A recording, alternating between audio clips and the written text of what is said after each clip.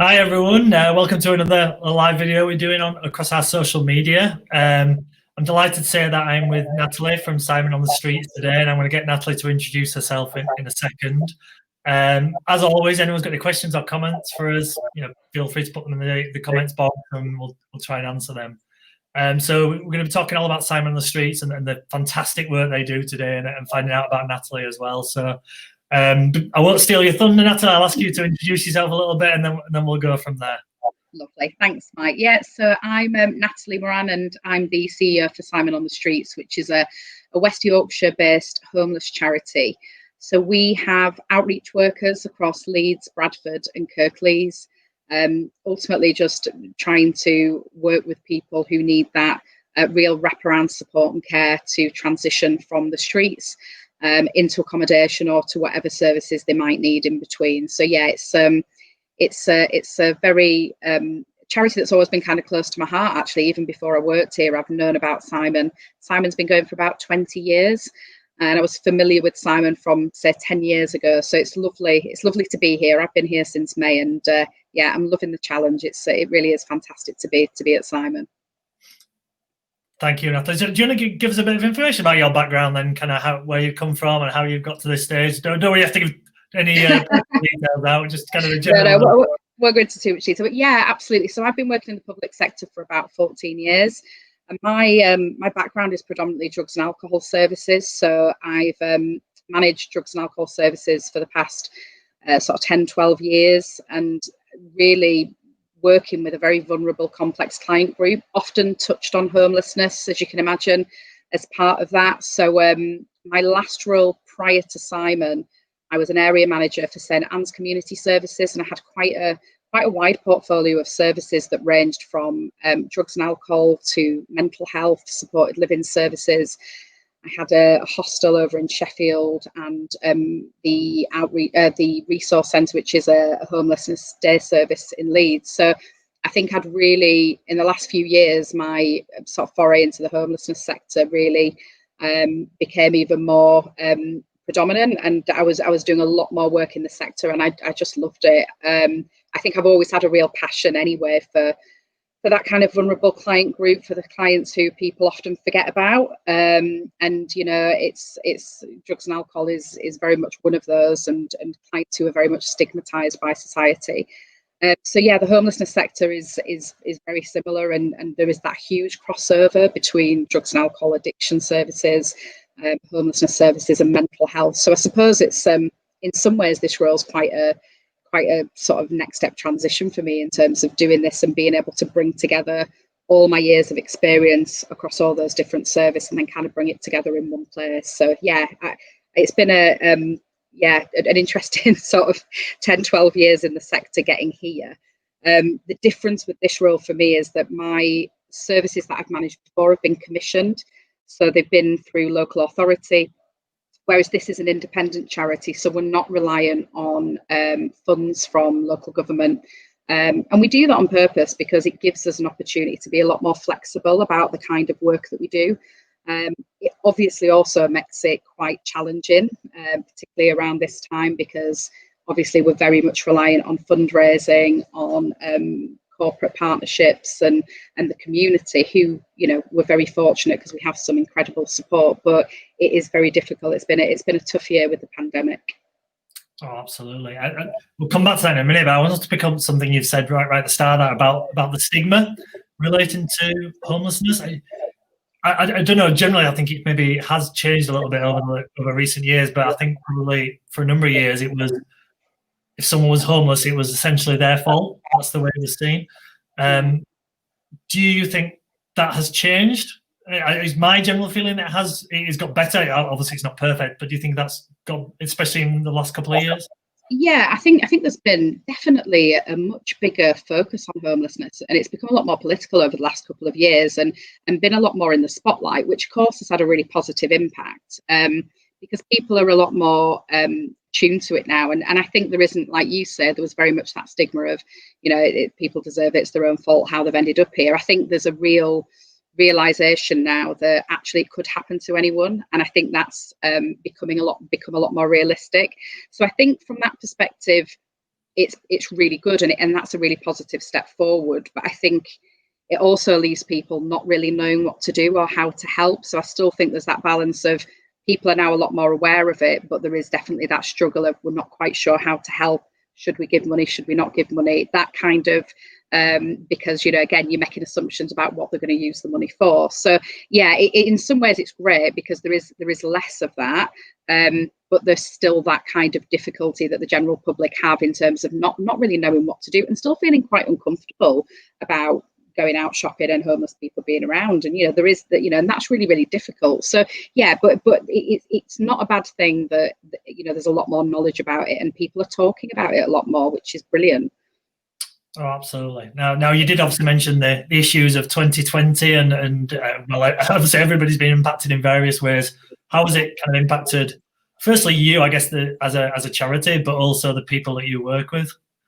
Yeah, so I mean, I changed roles right in the middle of it. So I gave notice at St Anne's in the March and was working my 3 months notice period before starting here in the May, which was a huge challenge because, you know, I was working very much in the sector anyway. I was seeing the impact. So I was running a day centre for the homeless in Leeds, which had to be closed down pretty much immediately, which was pretty heartbreaking as someone who was so invested in it, but also could see why we were doing it and trying not to encourage those big gatherings. So I was working a little bit with Simon on the Streets anyway, because we do some work with St Anne's in Leeds. So it was lovely because I always had that kind of relationship. But yeah, coming in here in the May was just it was just that the staff were just so, they'd been amazing, because what you've got to remember about a lot of services during the pandemic was that certainly in health and addictions and in some of the other services, a lot of people pulled back. A lot of people went to phone contact rather than face-to-face contact, whereas Simon on the Streets were very much out there from day one, still on the streets, stuck in with the homelessness clients, helping them transition into the temporary accommodation that had been provided. But there was also people who were struggling to do that and resisted that and sort of didn't want to go into the accommodation. So there was a lot of work done that you know, really on the coalface throughout the whole thing, from the time it started in March right through to now, even into this second lockdown. So it's been really tough. You know, the staff have really, and having a new sort of CEO coming in and of course the organisation, you know, changing, it's a lot for them. So, you know, fair play, they've been absolutely incredible. But you know, even just from, I was talking to someone recently about, you know, when COVID first hit, it was everywhere. We couldn't get away from it. It was all over the news. But for our client group, they weren't getting that information. So a lot of that work at the beginning that Simon on the Streets were doing with clients on the street was really education piece around what COVID is, how to look after yourself, the hygiene side of it, and, you know, which is obviously very difficult when you're sleeping rough. So there was a lot of that work right at the beginning. And then as clients did start taking hold of the accommodation and going in, and you know, to be fair, the government did a great job of getting everybody in, and that worked really well. Our outreach kind of turned to inreach. So we were doing a lot of work in some of the hotels that were being provided in some of that accommodation, and working with other agencies to kind of do that wraparound support. So we actually did some incredible work that perhaps we wouldn't have been able to do had the pandemic not hit. So certain client groups we've never been able to get temporary accommodation for. So for example, clients who have no recourse to public funds, because of everyone in, they were able to get temporary accommodation. So that was huge, because we'd never been able to do that before, or offer people anything. So yeah, it was absolutely fantastic. Some of the outcomes we got for clients were brilliant, but it also brought out a lot of hidden homeless that we'd not seen before. So clients who've been surfing, and I'll talk, if I can, at the end a little bit about our campaign, the Big Surfer Surf. But what was highlighted through COVID was there's a lot of people who are, you know, relying on really insecure accommodation, sleeping on people's sofas, sleeping in squats. And you know, we'd never seen these people before, but it happened because COVID hit. people that we're staying with were sort of saying, actually, no, we don't want you here, you're going to have to leave. So we ended up working with a lot of people who we probably wouldn't have been able to work with, who were probably quite vulnerable. So again, that was quite positive as well, because we saw people that potentially we wouldn't have seen. So as much as it's been really, really hard and tough, and there's been some horrendous cases that we've dealt with, there's also been some really incredible outcomes as well. And we've been able to see some people, you know, get through this incredibly difficult period, but actually into recovery, into wraparound services and support in a way that they might not have done had they not have had that opportunity to grab hold of temporary accommodation. No, absolutely. I mean, I guess that's an interesting point about essentially the scale of homelessness across the country. And I guess it's impossible to pinpoint an exact number, but for most of us who, you know, going around our daily lives, generally, if you wander around any city in the UK, you will see a number of homeless people. But I'm assuming that is only kind of tip of the iceberg, really. So do you have what is the issue with it? How big is it? We look after Leeds, Bradford and Kirklees, and very, very different cities with very different makeups and different numbers. So you can imagine a big city like Leeds and the scale of the problem in Leeds. So pre everyone in Leeds, you were looking at about 60, 65 people who were sleeping rough, who were well known to local authority to be rough sleeping. And that essentially halved after everyone in. So we you know, Leeds does as well as every other city has to do a count for local government to say how many people are rough sleeping, and they'll go out and verify people who are rough sleeping. So we, you know, Leeds essentially halved that number, which again was incredible. And some of these people who are now engaging with services have been rough sleeping for so many years and had never taken advantage of any kind of support. So there was, you know, which is brilliant. Kirklees, they had something like 32, 33 rough sleepers. They've now got 4 people rough sleeping. They've managed to get everyone in. They've moved them on through accommodation. Bradford, probably about 40, 50, a few less than Leeds, but again, they've done some incredible work. So it's hard, because I suppose when I'm saying numbers like that, people might be thinking, well, I see a lot more than that. But actually, what I'm talking about here is the people who are actually visibly on the street, verified as rough sleeping, which means, you know, that they're not begging on the street, because obviously we do have people who are begging as well, who may be vulnerably housed but have accommodation, people who literally do have nothing and haven't accessed any form of support. So it's still, you know, we've still seen those, you know, the numbers are creeping back up a little bit. There are people who've really, really struggled with the temporary accommodation. They've struggled because they haven't got their support network of people who they see on the streets, because that is their community, if you like, which kind of disappeared overnight. And people forget that, you know, that is their sort of family, if you like, and their support. So people really did struggle. And I suppose it highlights, and it has highlighted, that accommodation is not, and a roof over someone's head is not always the answer, and it's certainly not the only answer for this client group. There's a whole host of factors, mental health, physical health, that we have to address before we get to that kind of point. So I think where Simon on the Streets come into some of this, because I talk about commission services, we work really closely with commission providers across all 3 areas. But where we are different, I suppose, and what sets us apart is that we have that flexibility to work with people for a very long period of time, or as long as it takes them to get to where they need to be, which obviously commission providers just can't do, you know, because of numbers and you know, they just can't. It's too much for them to do in terms of caseload. So I suppose where I see us is that we add value to those services. You know, we are that independent voice.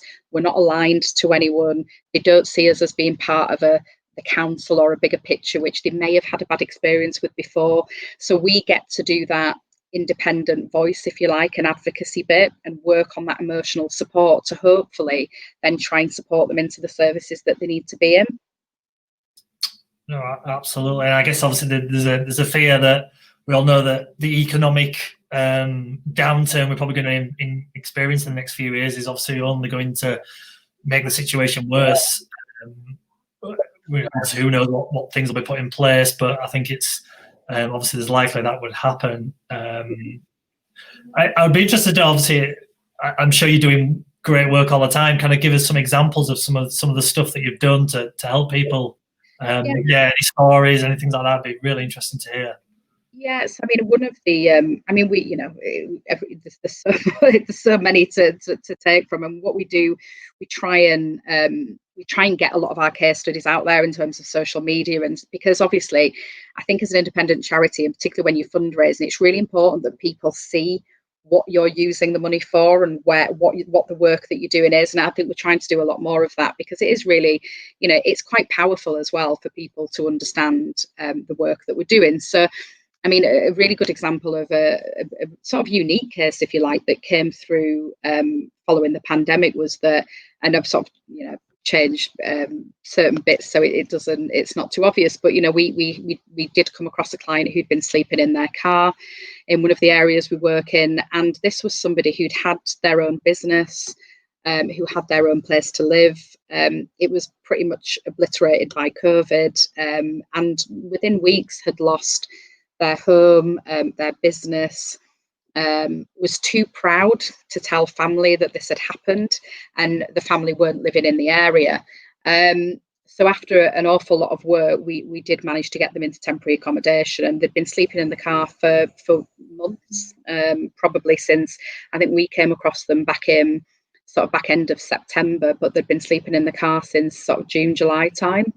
And yeah, so that was pretty shocking, you know. We see a lot of things, but I think that whole, you know, that impact of that very quick impact of losing everything so quickly. But that person is now in their own accommodation, living independently, got lots of support in terms of mental health and physical health, because that is, to go through that period of time has really caused a real, you know, that is trauma, you know, personified. That is to go through that experience. So there's a lot of work being done with that client now to still give that support, even though, you know, we have provided and supported them into accommodation. We're still doing that. You know, sort of we still get involved and work with them, just, you know, while they're settled, to make sure they've got all the services they need. So that was quite a unique case, and I suppose quite a really good example of how the pandemic has hit. And we've also, it's amazing how quickly that, sorry, it's amazing how, you know, that kind of hits home how easy and quick it could be for many people for it to happen, unfortunately. Yeah, absolutely. And you know, there is a fear that, you know, we will see a sort of new wave of homelessness coming through over the next sort of 6 months, as evictions will rise, and we're already getting a number of calls into service from people saying, you know, I know that I'm on the verge of losing my home. It's just a case of going to court, but, you know, can you be there to kind of pick this up and give me some support? So yeah, absolutely. And it's so we're going to be seeing the impact of that, I think, probably January, February time, and we're just trying to be prepared for that, really. But yeah, and we've seen a lot of cases, as again, and have been highlighted by a lot of domestic abuse organisations. Of, you know, we saw a lot of women during the pandemic come to the fore who we'd not worked with before. Again, women who had been suffering from domestic abuse, and you know, just thankfully had kind of found a way out and found a way into support. So again, probably wouldn't have happened if it wasn't for the pandemic. I think things really became so difficult for some women during that time who were in those situations. So we've done, so like I say, although it's kind of depressing in some ways, and you know, there was a lot of you know, it was really, really hard. There's been some really good outcomes from that as well, because we've helped people who potentially we might not have helped had it not have been for that. We've worked with clients who have been the victims of human trafficking.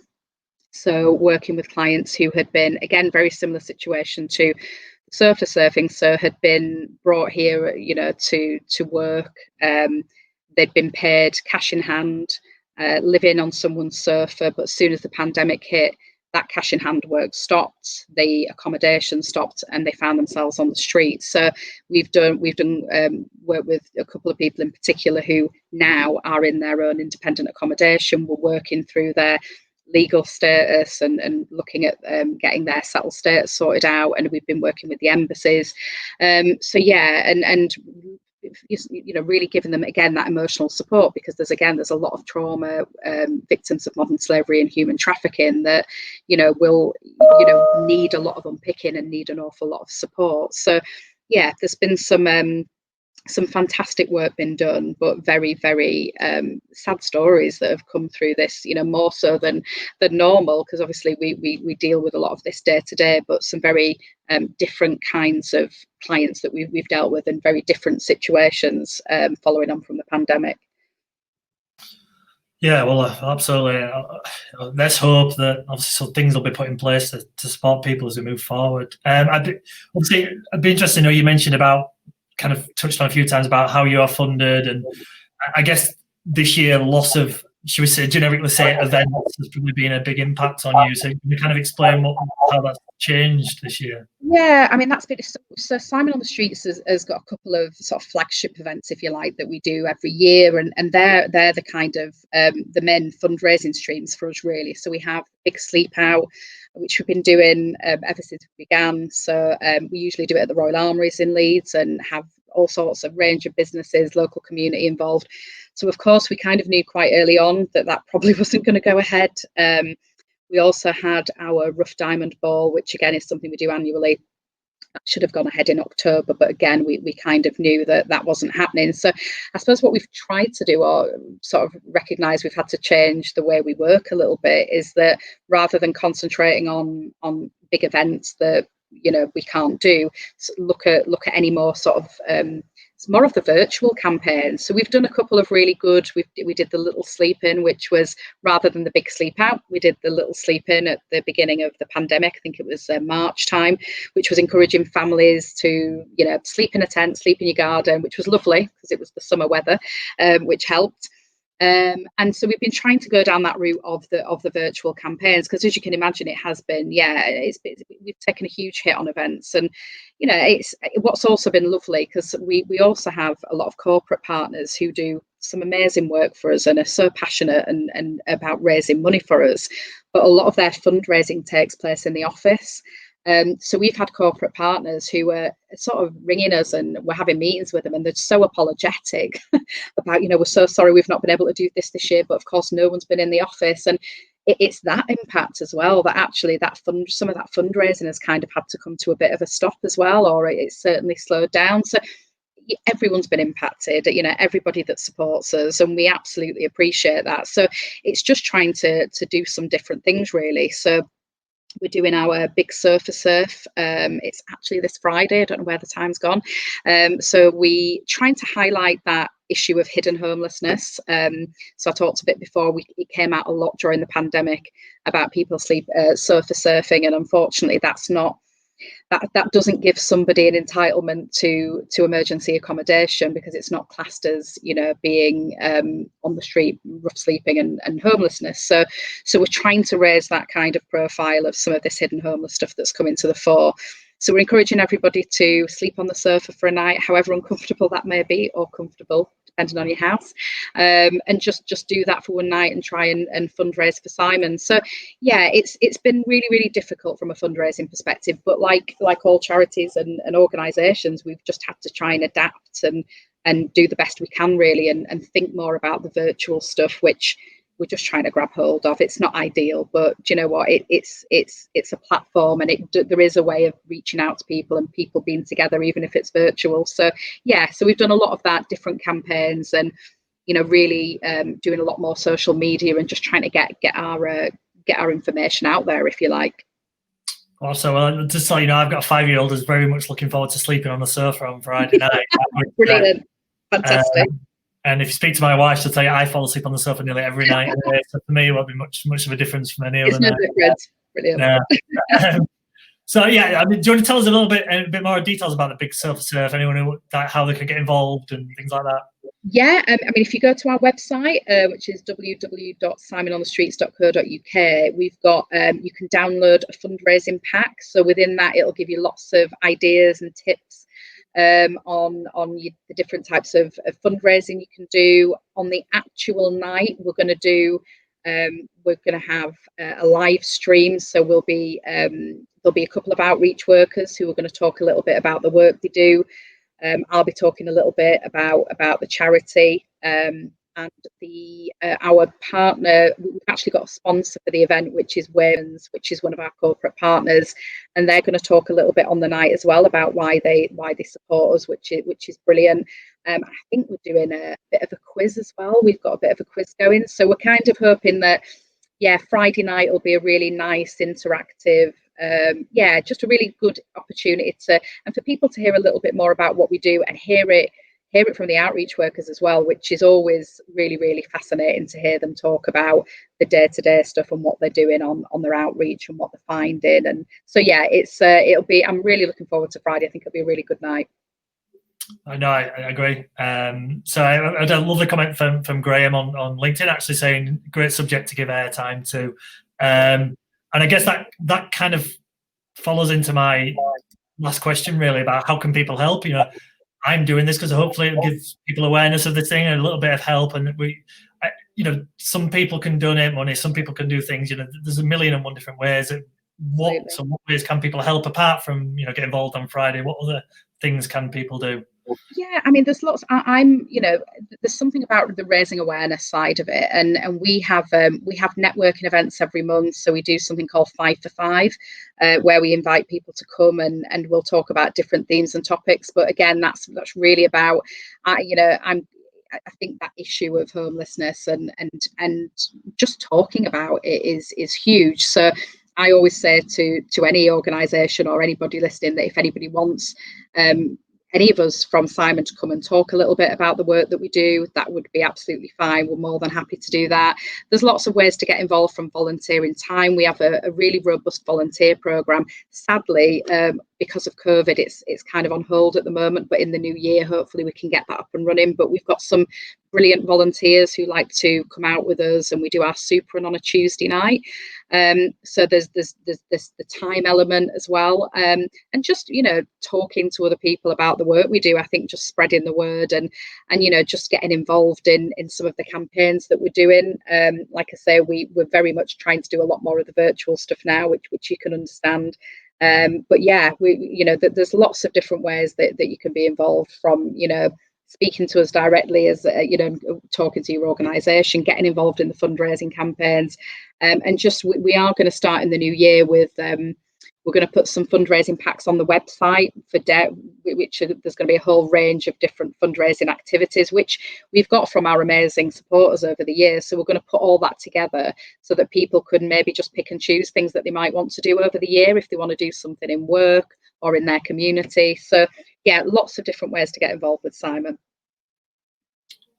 Yeah, absolutely. And I think maybe obviously we're coming out of this pandemic, whenever that happens next year, hopefully, that I think a lot of people there'll be a lot of focus on kind of helping people more. And that's a very generic thing to say, obviously, but I'm hoping that anything like this, I think there's going to be more and more, especially when we start being able to do events and things like that. I think we're going to get involved.